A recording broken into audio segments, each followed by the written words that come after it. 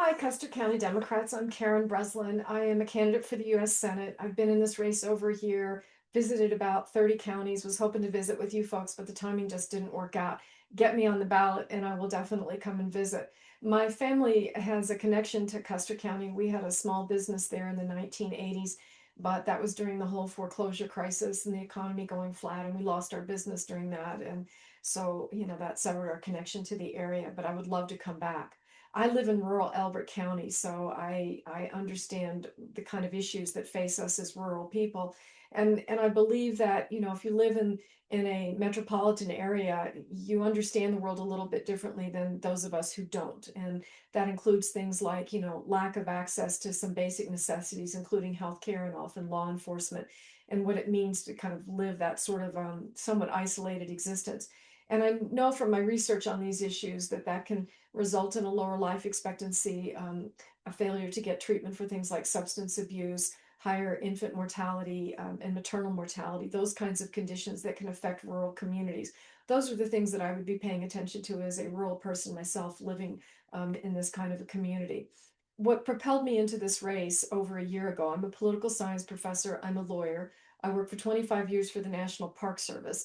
I have a master's degree in political science with a focus on American government and law. I have the law degree, and I also have additional training in international studies, graduate coursework in international studies from the University of Denver. And so, what kind of pulls me into this race, in spite of the fact that I've never held elective office before, is really Donald Trump's crazy kind of out of the gate. And it had been building for years. In fact, I ran against Michael Bennet in 2022 and did reasonably well, particularly with virtually no campaign to speak of any consequence, and received, I think, 19% at the state assembly. So I was very happy with that. And that kind of convinced me to give this a try as well. Because for my money, a candidate, well, a phenomenon like Donald Trump doesn't emerge on the political scene unless the political system has stopped being responsive to the needs of ordinary Americans.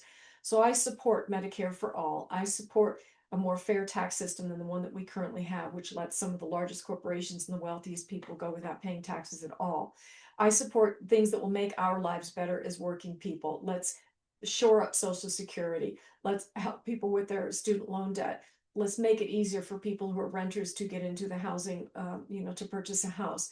Let's do the things that can kind of give all Americans a stake in their society, but also reward them for the work that they've done to get us where we are. Because for the last 40 years, all of the productivity gains of the economy, which we as working people contribute, those gains have gone to the wealthiest people and not the rest of us. That's a well-documented reality. And that is a function of policy. That is a function of tax policy and other kinds of policies that make it harder for the rest of us to get ahead. This is how Donald Trump comes onto the scene because people are really frustrated and aggravated at, how difficult life has become for them. So we need to really shift our policy focus in this country.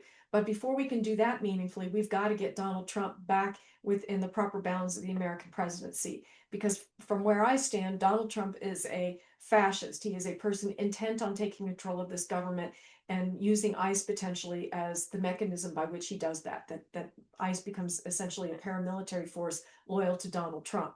In addition, it's a white supremacist administration. And this is obvious because of the actions of ICE, but also through other things that the Trump administration has done, the attacks on DEI, the trying to whitewash history through the National Park Service, an agency that I worked at for so long, and other historical institutions. So, job one, stop Donald Trump, but also simultaneously pursue policies that will make the lives of the rest of us better. Get me on the ballot. I'll come visit with you folks. Thank you so much for your time.